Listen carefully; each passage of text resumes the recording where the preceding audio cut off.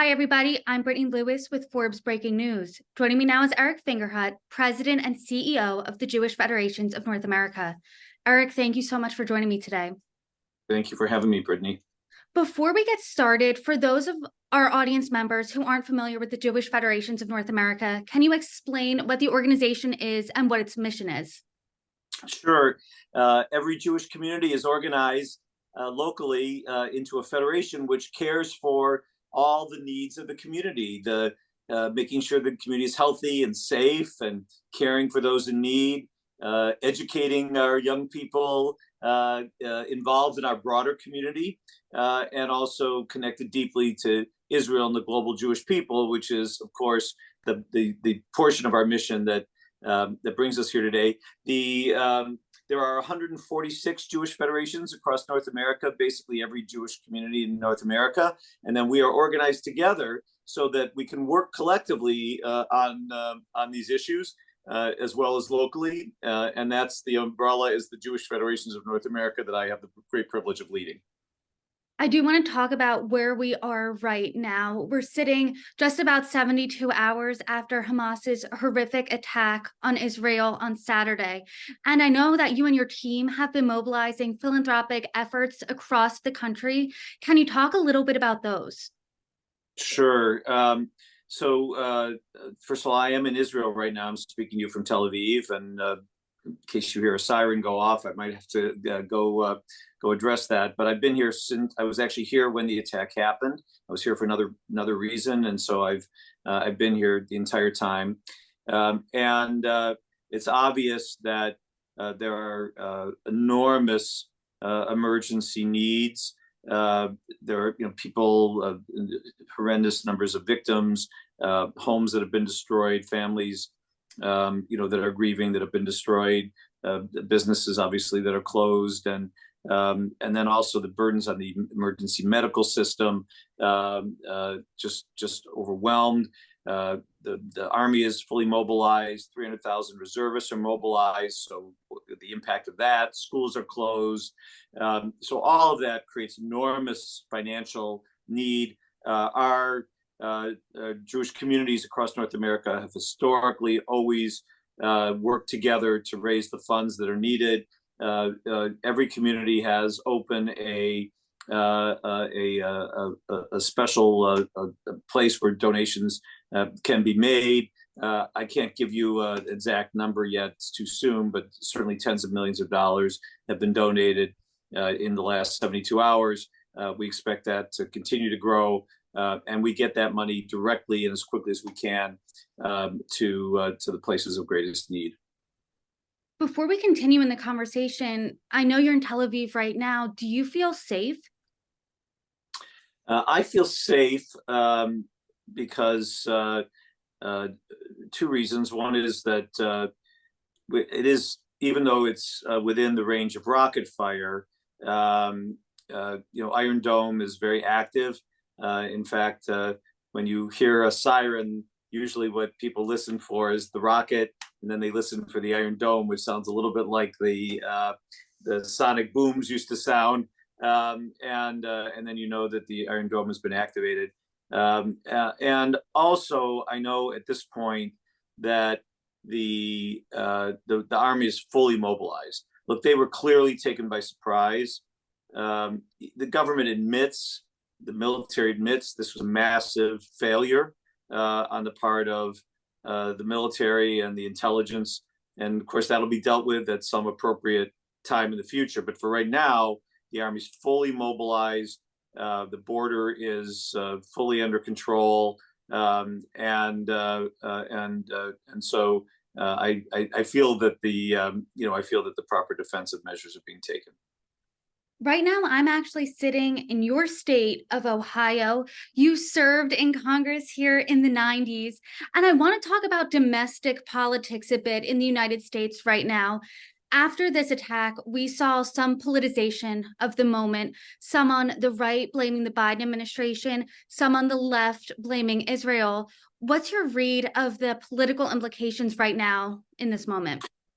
Well, I think this is very serious, and in fact, I expect that our Jewish communities will be spending as much time or more on the domestic political situation than equal to what we spend in terms of providing support and help here to the victims. In fact, I have to tell you that every Israeli government official that I've spoken to in the last 72 hours, the first thing they ask me is, are we fully active and engaged in domestic politics? Because they know they need the political support of the United States. They ask me that before they ask me, they talk about the needs here. So let me be very specific as I can, be as specific as I can be to answer your question.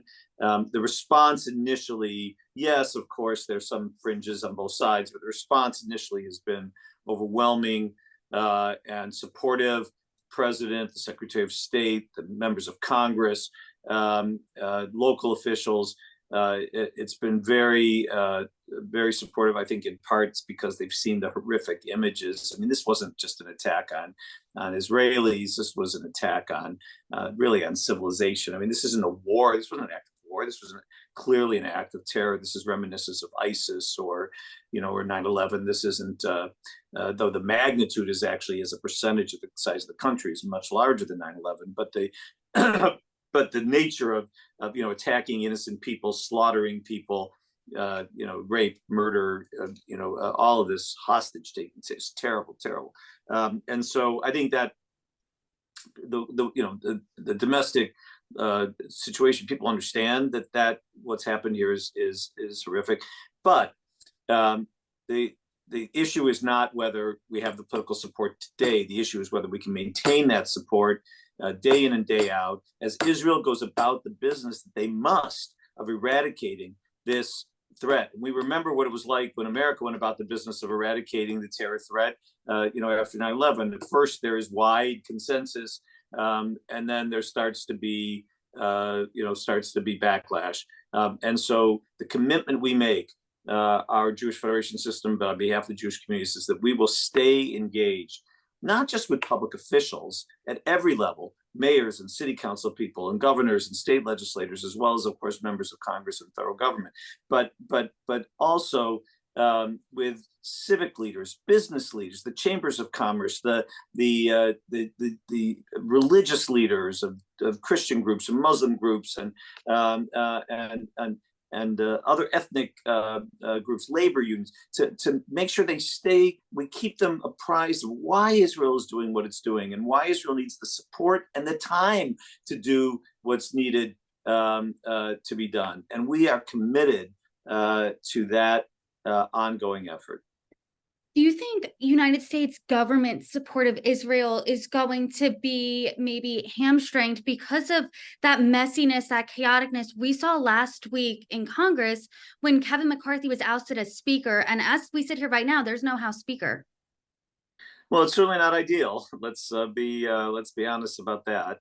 And it's unprecedented, as we know. It's just the first time ever in history that a Speaker was removed from office in the middle of a term. So we don't know exactly what will happen, but what we do know is that the support for Israel is bipartisan. It always has been bipartisan. Our community has been very diligent, always to approach this in a bipartisan way. And so we feel good about that. Now, obviously, we know that they still have to figure out how to actually move forward on things. But just in terms of the statements and the rejection of these extreme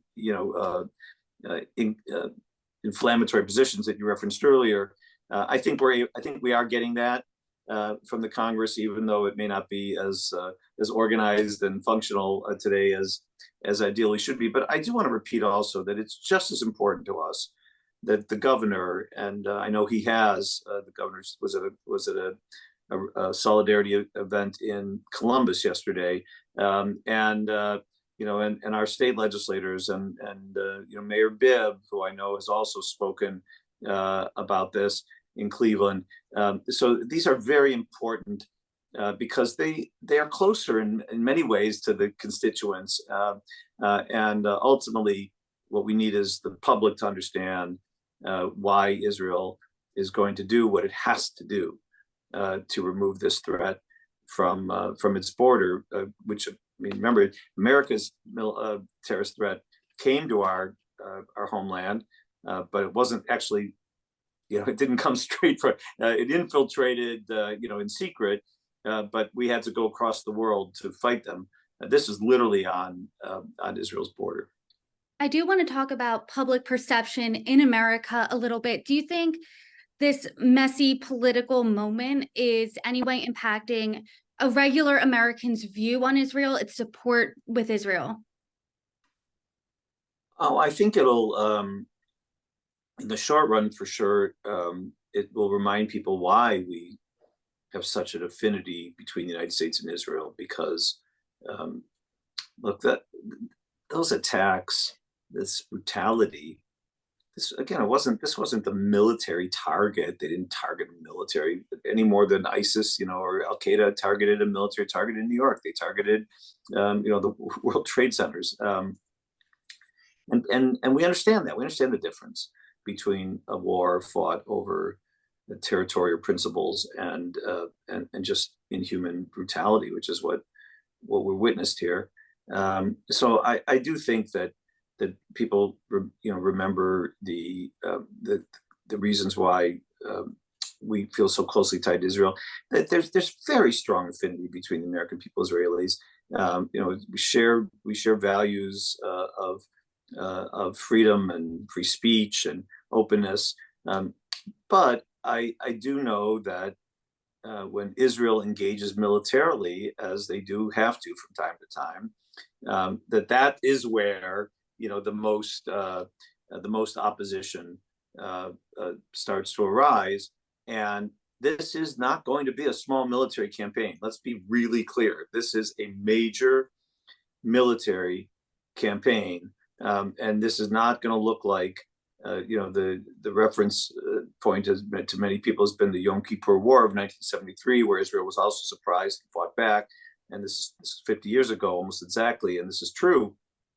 But that was a war largely fought between armies, the tank battles across the Suez Canal or in the Sinai Desert. That's not what this is. Hamas, as we know, embeds itself in civilian territories. They have bases in hospitals and under hospitals and schools, and that's really that's what we know is coming, and we need to make sure that the American people and leadership are prepared for it. As you said, this is going to be a war. Prime Minister Netanyahu declared war on Saturday. The Wall Street Journal recently reported that Iran played a significant role in these attacks. What do you think the United States' response should be to Iran? Well, first of all, it's clear that Iran is behind this. I mean, basically, this was a planned invasion of 1,000 terrorists. It was organized, funded by Iran.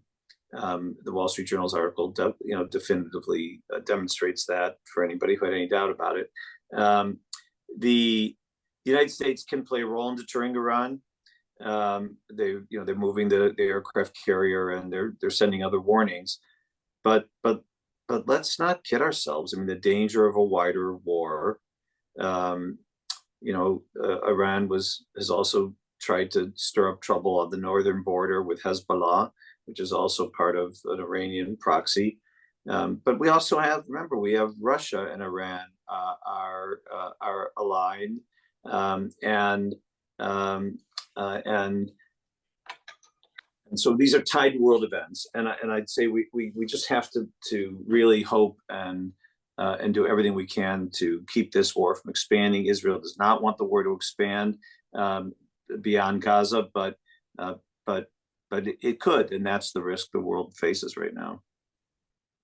I do want to talk about other groups that have blamed Israel for the attack, including Harvard student groups, I believe over 50 of them. What do you think of that response? And also, Congresswoman Rashida Tlaib did say this in a statement, quote, "As long as our country provides billions in unconditional funding to support the apartheid government, this heartbreaking cycle of violence will continue." What do you think of groups from Harvard, members of Congress, saying this type of rhetoric? there are a few members of Congress, of which the Congresswoman you cited is one, whose ongoing daily demonization of Israel is so far beyond the pale that it has been long known that they do not hold opinions that should be accepted in American political society. They are outside of what should be acceptable. The fact that those are said by a member of Congress is despicable. Her own colleagues, her own Democratic colleagues, including Congressman Richie Torres from New York, have said that exact thing. I'm not speaking. I'm not saying something that her own Democratic colleagues in Congress aren't saying. It's despicable. It's out of the mainstream. Former president of Harvard, Larry Summers, said the same thing about what happened at Harvard. Unfortunately, college campuses have experienced these types of things. Harvard's is a place where we have seen that before. It's just despicable. The most important thing to say is it does not represent the majority of American views or mainstream American views in any way, shape, or form. We're not unfortunately ever going to be able to stop the extremes, the radical extremes, from saying outrageous things. But we can make sure that the broad mainstream of American society, who understand clearly when they see this kind of massacre, this kind of attack, understand exactly what's going on and understand exactly who's at fault. I do want to talk about the flip side. Right now, I am sitting in Cleveland. We are at the Under 30 Summit, and we are surrounded by thousands of young entrepreneurs, young movers and shakers from all around the world. And after this attack did unfold, they've been saying, how can we help during this unprecedented crisis? How can we help Israel and the Israeli people? What do you say to them?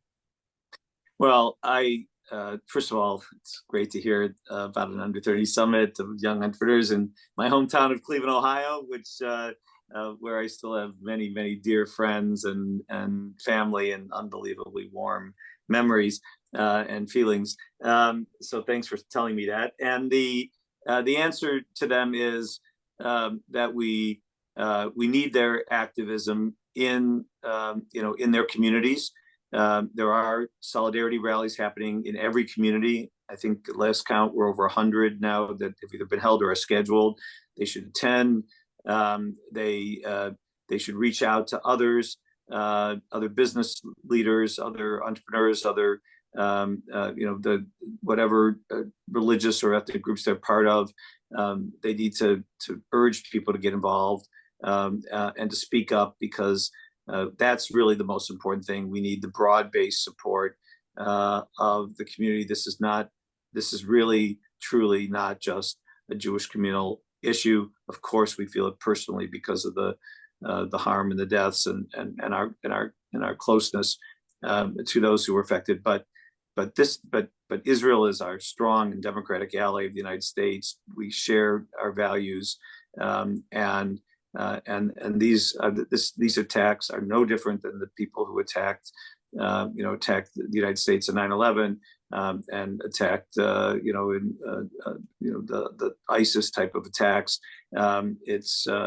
This is our fight too, and we need to make sure that our communities know that. And I hope these young leaders will show that they're not afraid to say those things.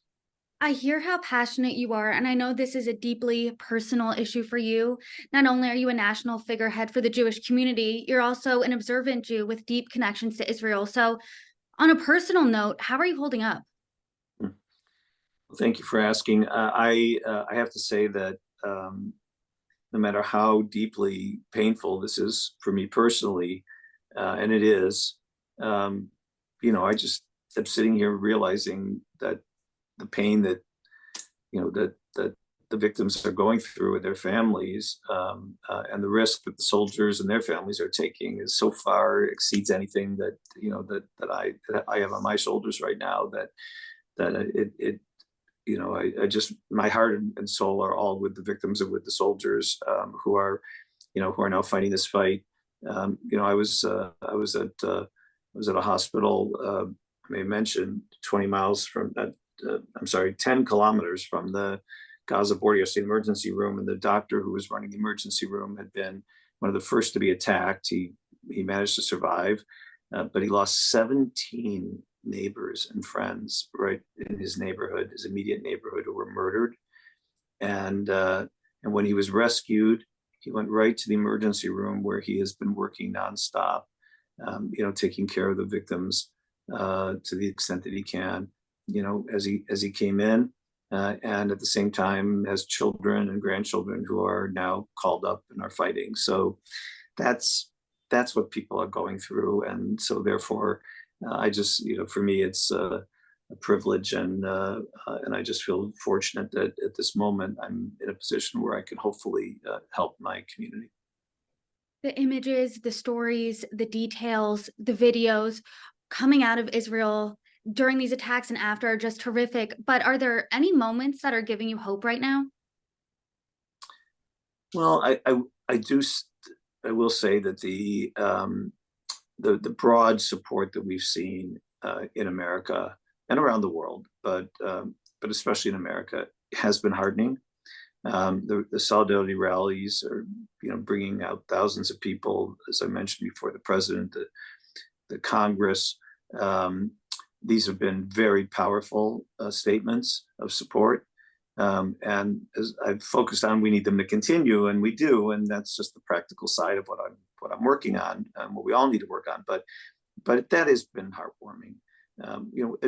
For all the talk about, there's been political disagreements in Israel, and we've had this recent political, judicial reform debate, and people, people get very, everything is existential. We get all, we get ourselves appropriately, agitated to make this a better place, a better country.